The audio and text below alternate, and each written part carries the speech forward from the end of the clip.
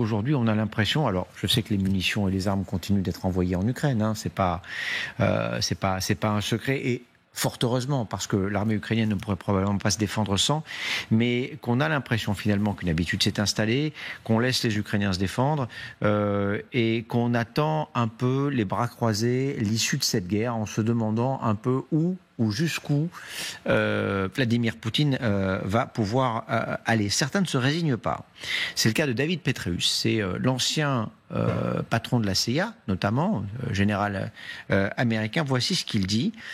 Il dit « Poutine est prêt à payer le prix de millions de pertes. Il faudrait donc prendre des mesures radicales, les arrêter net sur le champ de bataille ». David Petraeus, aujourd'hui, il travaille pour un fonds d'investissement qui est notamment présent en Ukraine. Il connaît bien le pays, il y va régulièrement. Il a évidemment, de par son CV, des contacts intéressants et importants là-bas. Est-ce qu'on a renoncé à l'idée que l'Ukraine puisse gagner cette guerre?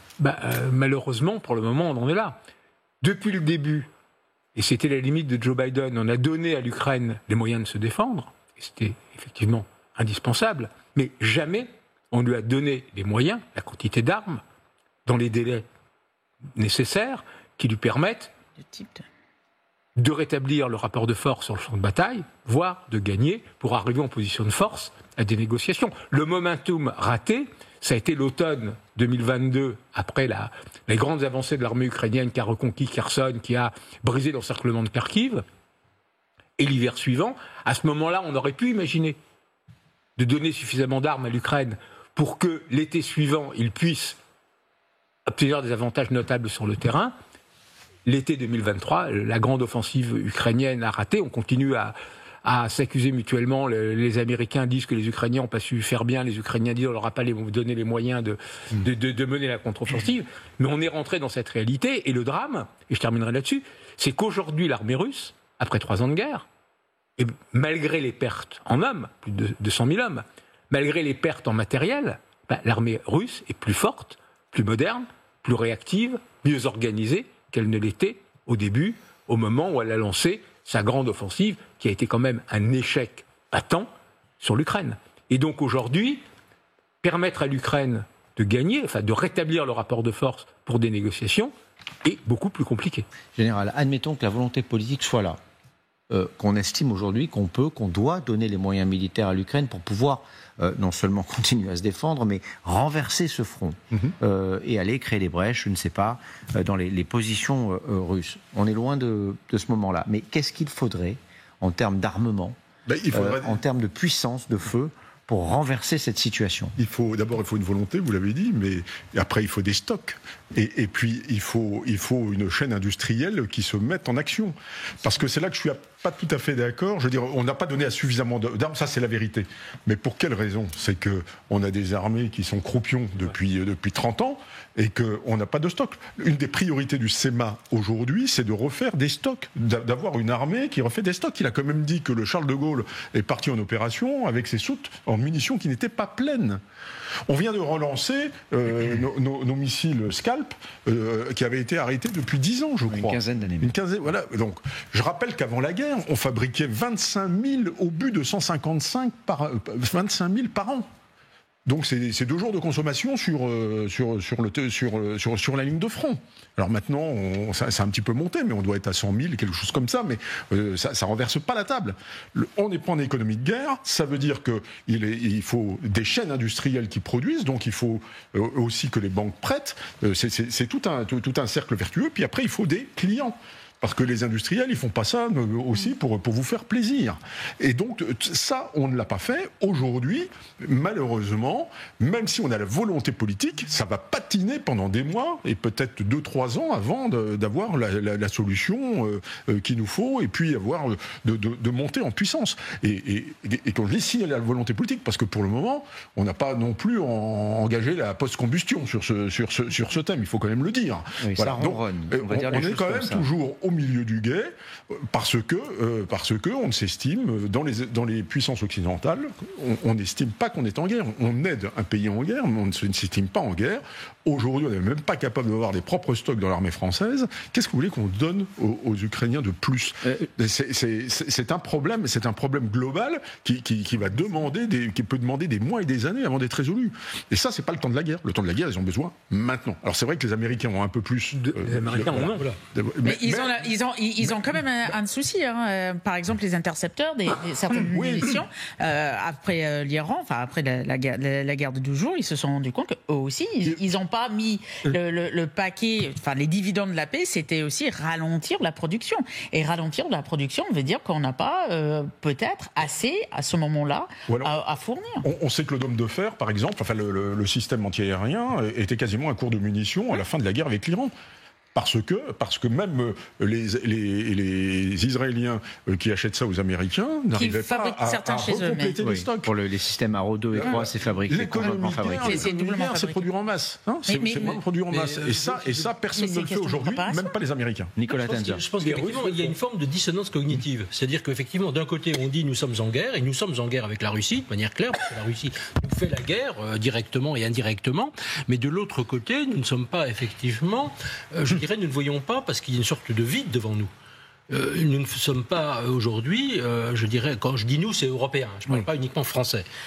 Nous ne sommes pas aujourd'hui en état de de répondre à ce à quoi, je dirais, les services de renseignement, ce sur quoi les services de renseignement nous alertent, c'est-à-dire la possibilité en 2030, d'après les Allemands, d'après les Danois, aujourd'hui d'ailleurs depuis les Français. Regardez la dernière déclaration aussi du général Burkhardt avant qu'il quitte ses fonctions de chef d'état-major des armées. Je veux dire, on est quand même dans une perspective de guerre. Et rappelez-vous, Emmanuel Macron, c'était en juin 2022, qui disait nous devons, nous, économie européenne, passer en économie de guerre. L'économie de guerre, ce n'est pas ce que nous faisons, même si nous nous sommes améliorés. Je veux dire, quand vous voyez par exemple Dexter, au début effectivement de la guerre, ils produisaient 3 canons César par mois. Aujourd'hui, ils en produisent, je crois, 20 par mois. Donc il y a un sextuplement en fait de la production. Oui, et c'est la même chose pour les obus. On arrive à produire aujourd'hui des obus. C'est mettre tous les moyens de la nation au service de la défense. Et le front aujourd'hui, je termine là-dessus, le front aujourd'hui de notre guerre, de la guerre effectivement qui nous est menée par la Russie, il se situe en Ukraine. Si nous gagnons la guerre en Ukraine, l'Europe sera plus saine, plus sauf dans les années qui viennent. Bonsoir Général Paloméros, merci d'être avec nous, ancien commandeur suprême de l'OTAN, ancien chef d'état-major de l'armée de l'air française. Comment changer aujourd'hui la dynamique de cette guerre? C'est ce que suggère David Petraeus, le général, ancien patron de la CIA. Il dit et il faut faire un effort. Alors évidemment, tous les alliés de l'Ukraine sont d'accord sur l'idée.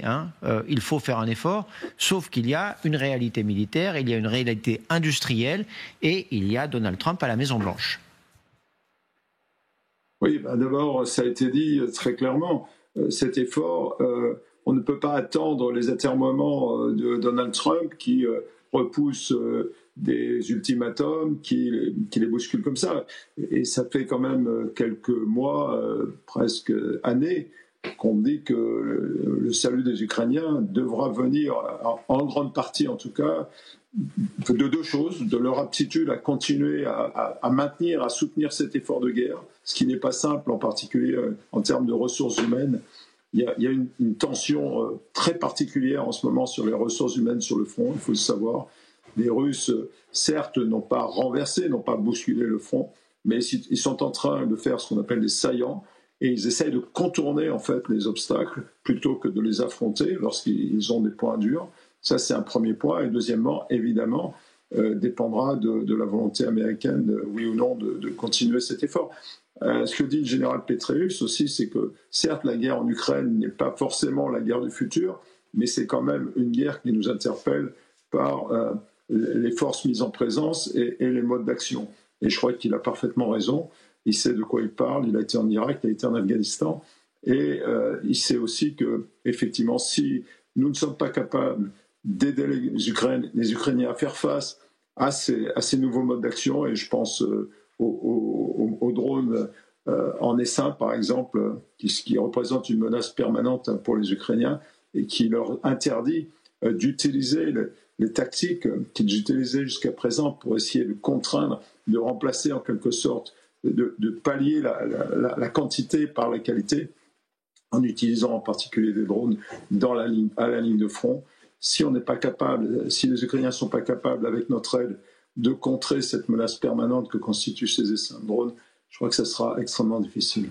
Alors justement, des centaines de milliers de drones, intercepteurs, kamikazes vont être livrés à l'Ukraine d'ici la fin de l'année. On l'a appris aujourd'hui. Ils seront développés par Swiftbeat. C'est une entreprise qui a été fondée par l'ancien patron d'Eric Schmidt, l'ancien patron de Google, pardon, Eric Schmidt. Voilà. Il devrait, selon lui, permettre ces drones de créer un bouclier anti-drone efficace, notamment contre les fameux drones Shahed, dont on parle beaucoup évidemment ces dernières semaines, largement déployés par la Russie, des drones dont Vladimir Poutine voudrait utiliser en masse, 1 millier par tir, si j'ose dire, pour aller détruire et attaquer l'Ukraine. Qu'est-ce qu'on sait de ces drones intercepteurs kamikazes anti-drones ? Oui, alors là, ça fait beaucoup de qualificatifs. Hein. C'est simplement des drones anti-aériens, si vous voulez. On peut les appeler comme ça va simplifier le débat. Mais c'est sûr qu'il ne manquera pas de sociétés qui vont présenter des solutions. Moi, je regarde le cœur du problème. Vous avez devant vous 400, 500 drones. Vous pouvez pas, c'est pas la bataille d'Angleterre, si vous voulez. Vous pouvez pas lutter à 1 contre 1 contre ces drones. Il faut trouver des protections. Peut-être que ça peut marcher, en partie en tout cas. C'est un bon créneau pour des sociétés, en particulier américaines. On doit s'y intéresser. Après tout, tous les moyens sont bons pour essayer au moins de ralentir, d'affaiblir en quelque sorte cette puissance de feu que représentent les drones en essaim russes. Mais je crois qu'il faudra d'autres armes à énergie dirigée pour brouiller ces essaims, parce que je vois très très mal comment, un par un, des intercepteurs pourraient vraiment, je dirais, affaiblir ces menaces. Maintenant, cette guerre est une guerre d'imagination, une guerre d'innovation, et c'est pas fini. Mais elle ne pourra être gagnée par les Ukrainiens que si vraiment nous les soutenons. Et sur le fond, pas seulement en termes de quantité, mais en termes de qualité. Essayer de les aider, parce que ce sont des problèmes qui, de toute façon, ça a été dit, si nous n'arrivons pas à les résoudre au profit des Ukrainiens, elles se présenteront à nous-mêmes sur les théâtres d'opération, peut-être même en Europe, qui sait. Donc, il n'est que temps de réfléchir à cette guerre très innovante qui nous est imposée par la Russie, qui nous est imposée par ce conflit qui paraît très spécifique, mais qui en fait, à mon sens, est révélateur de ce qui peut nous attendre demain.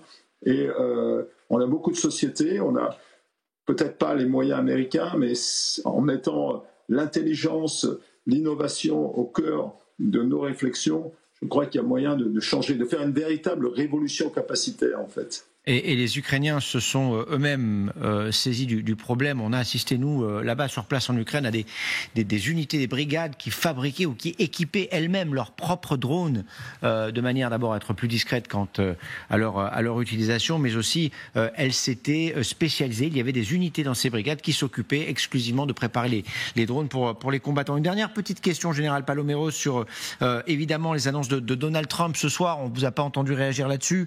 Donald Trump qui... dans son avion, dit les Russes ont 10 jours pour s'asseoir à la table des négociations, sinon ce sera des sanctions. Je ne suis pas sûr que ces sanctions fonctionnent, mais enfin on verra bien. Qu'est-ce que vous faites de ces déclarations, dernières déclarations du président américain ? Je me suis exprimé là-dessus. On ne peut pas laisser le sort de l'Ukraine dépendre des atermoiements du président américain. C'est facile de faire cette déclaration-là, quand on sait la dépendance aujourd'hui des Ukrainiens au soutien des Américains. Mais ce n'est pas insurmontable. Il faut qu'on se mette bien en tête que ce n'est pas insurmontable pour les Européens. On le voit, ces défis, c'est des défis conceptuels, c'est des défis que notre industrie, auxquels notre industrie peut répondre. Mais il faut passer à l'échelon supérieur et il faut le faire de manière la plus cohérente possible. Ce qui m'inquiète beaucoup, c'est ce qu'on a vu au travers des dernières négociations. cette industrie américaine qui va venir s'implanter en Europe. Bon, ça pourra répondre à la question de l'Ukraine, et si beaucoup de pays s'en satisferont, ça ne donnera pas à l'Europe l'élan nécessaire pour gagner un peu d'autonomie vis-à-vis des États-Unis, et ça les laissera justement à la merci des atermoiements de M. Trump. Et si on ne le comprend pas maintenant, je pense qu'on ne le comprendra jamais.